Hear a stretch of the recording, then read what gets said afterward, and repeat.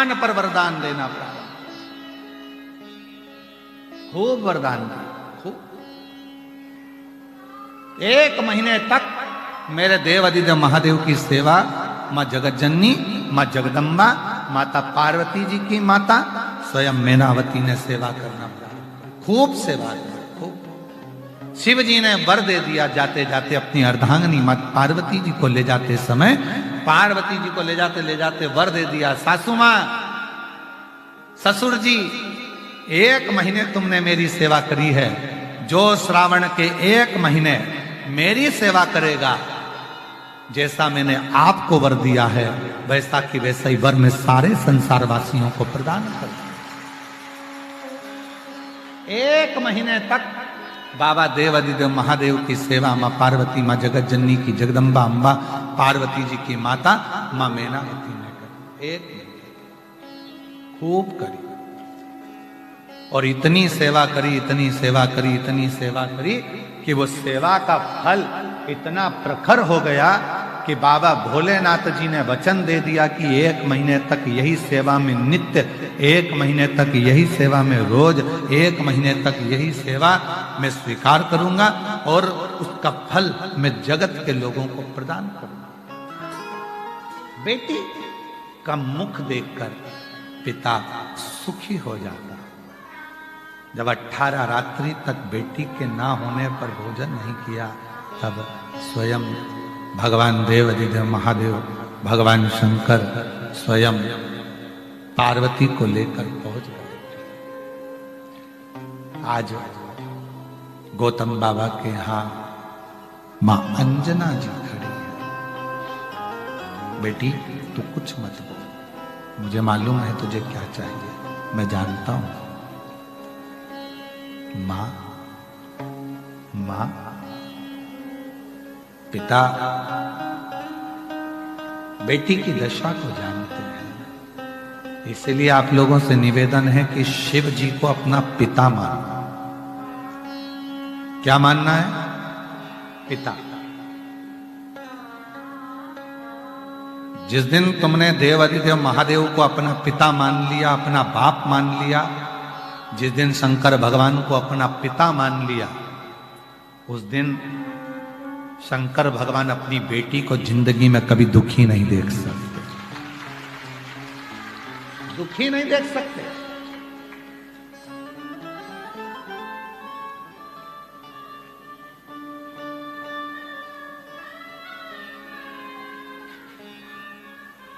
जब अशोक सुंदरी का विवाह किया मेरे भोलेनाथ जी ने, जब अशोक सुंदरी का विवाह किया मेरे शंकर भगवान ने, और अशोक सुंदरी का जब विदा किया, अशोक सुंदरी की जब विदाई करी गई, अशोक सुंदरी जब जा रही थी, तो पिताजी ने अशोक सुंदरी को विदा करते करते कहा, अशोक सुंदरी ने कन्यादान में अपने पिता से वचन लिया है। पाणी ग्रहण संस्कार करते समय, पाणी ग्रहण संस्कार मतलब पानी, जब कन्यादान होता है तो पिता, पानी ग्रहण संस्कार जब होता है उस समय पर पानी चढ़ाते हुए अपने पिता से संकल्प लिया है अशोक सुंदरी ने। अशोक सुंदरी ने संकल्प लिया, और अशोक सुंदरी ने संकल्प लिया कि पिताजी, संसार की कोई भी बेटी भूल से भी अगर आपके मंदिर में जल चढ़ाना प्रारंभ कर दे, उसको आप बेटी स्वीकार कर कर उसके दुख को मिटाना प्रारंभ कर देना। ये अशोक सुंदरी ने वर मांगा, ये अशोक सुंदरी ने वर मांगा शिव जी से।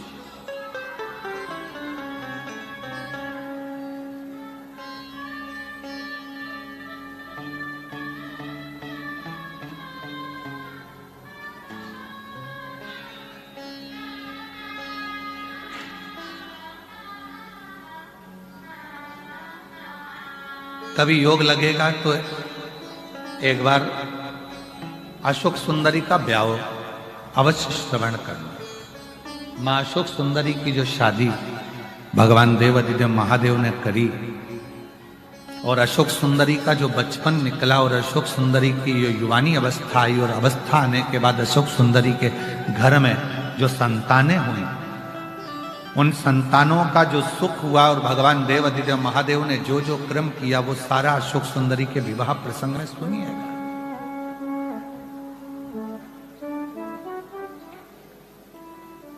उसको धारण करिएगा।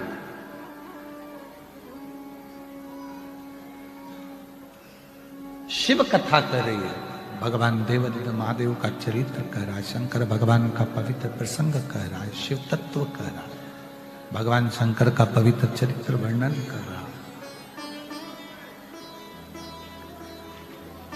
वचन दिया आप सब भगवान शंकर को अपना पिता मानो, शिव जी को अपना पिता मानो।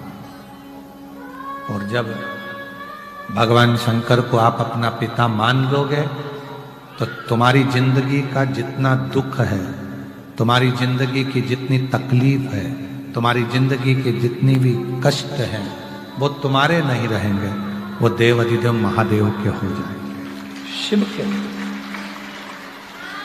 तुम्हारा कुछ नहीं रहना।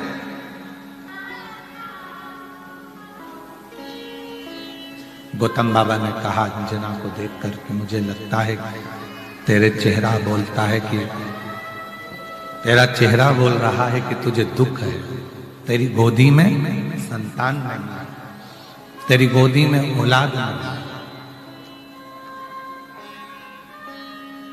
तुझे संतान नहीं है इसलिए तू दुखी है, इसलिए तू कष्ट में है। क्या करूं मैं?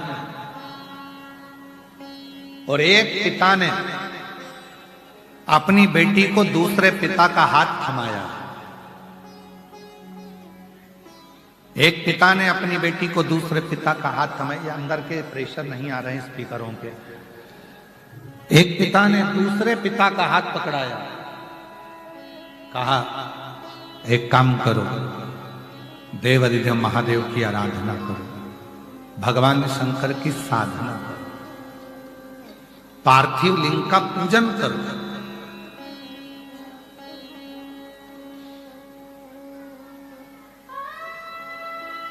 लोग कहते हैं गुरुजी पार्थिव पूजन का महत्व क्या केवल कलिकाल में है? नहीं, सत्ययुग में भी पार्थिव का पूजन होता था। मां पार्वती जी ने पार्थिव लिंग का पूजन करा, मां सती ने पार्थिव लिंग का पूजन करा।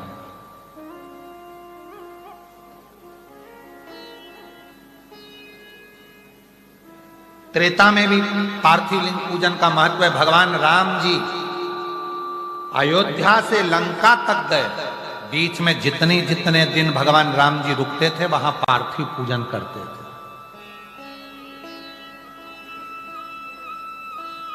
और द्वापर में भगवान कृष्ण पार्थिव पूजन करते थे।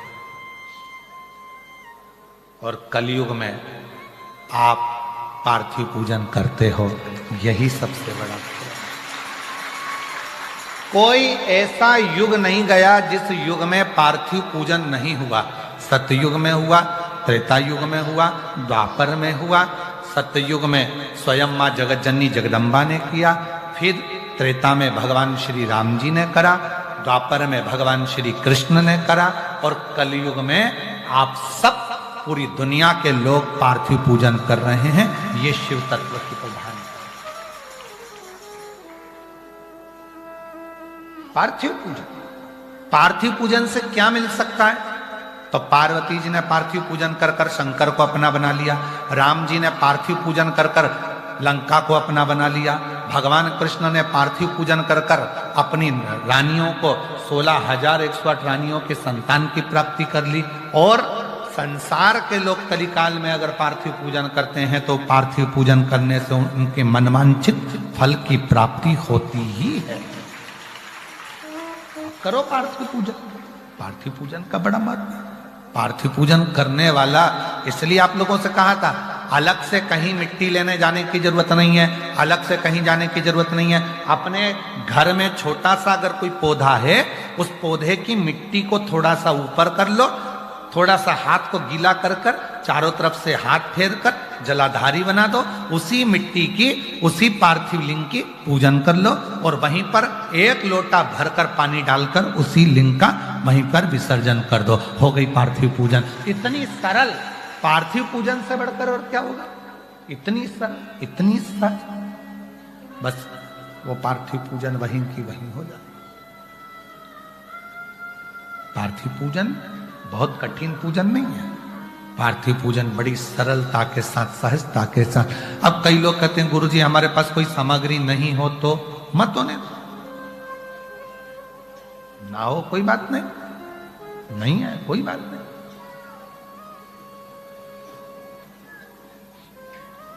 कितना सुंदर कहा है तुमरुका जी।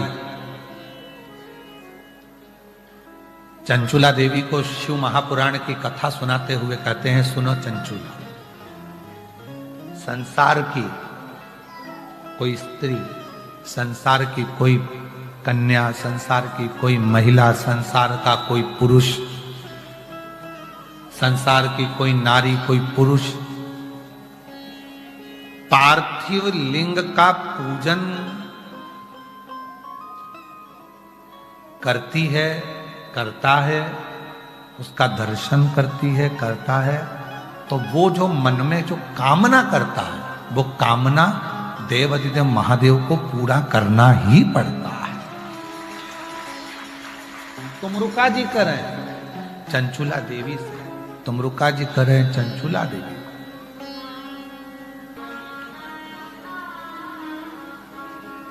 पार्थिव पूजन से हम अपने मन की सारी कामनाएं प्राप्त कर सकते। पार्थिव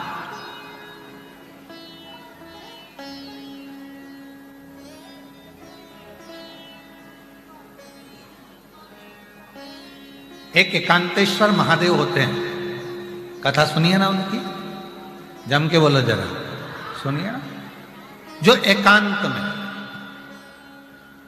कभी तुम गाड़ी से जा रहे हो, 4 व्हीलर गाड़ी से, 2 व्हीलर गाड़ी से जा रहे हो और लंबा रास्ता है, कहीं जा रहे हो और बीच में अगर कहीं तुमको एकांत में पेड़ की छांव हो, नहीं हो, कहीं बाहर एक चौकोर ओटला बना है, शंकर का शिवलिंग रखा है और वहां शिव जी बैठे हैं अकेले, कोई नहीं, खेत में, बावड़ी में, कहीं सरोवर के नद पर, नदी के तट पर, कहीं कुएं के पास में, कहीं बावड़ी के पास में, कहीं वृक्ष की छांव में, कहीं खुले मैदान में, कहीं रोड के किनारे,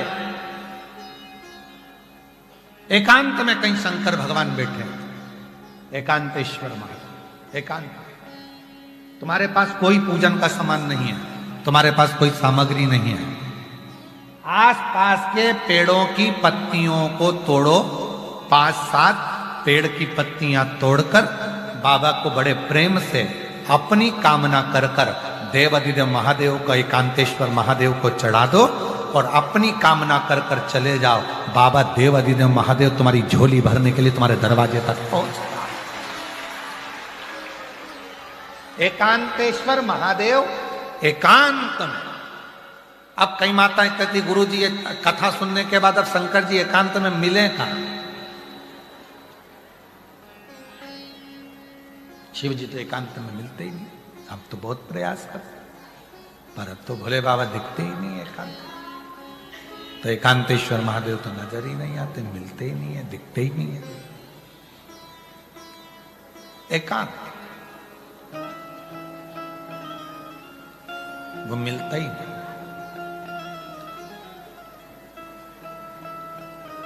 और ऐसा होता नहीं है कि एकांत में शिव जी मिले ना।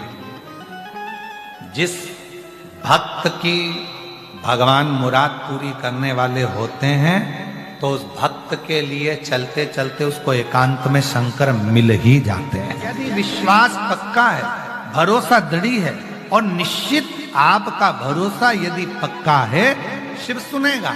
एकांतेश्वर महादेव पर चढ़ाया गया एक बेलपत्र, एकांतेश्वर महादेव पर चढ़ाई गई एक पत्ती, एकांतेश्वर महादेव पर चढ़ाया गया एक बूंद जल, एकांतेश्वर महादेव पर चढ़ाया गया आधा चम्मच दूध भी एक न एक दिन आप पर करुणा कर कर ही रहेगा। एकांतेश्वर वो करुणा कर, वो दया। और यहां तक कहेंगे महाराज जी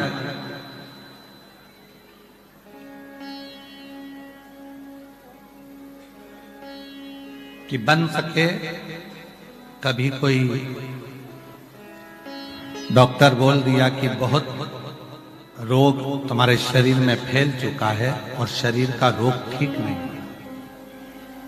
वो रोग ठीक नहीं हो रहा, सारा तुमने पूरा बल लगा लिया, पूरा दम लगा लिया, परंतु तुम्हारा वो रोग समाप्त ही नहीं हो रहा है, तुम्हारा रोग समाप्त ही ना हो। अगर तुम्हारा रोग समाप्ति पर ना जा रहा हो, बीमारी बढ़ती चली जा रही हो, बहुत ज्यादा कष्ट भी हो रहा हो, सरसों के फूल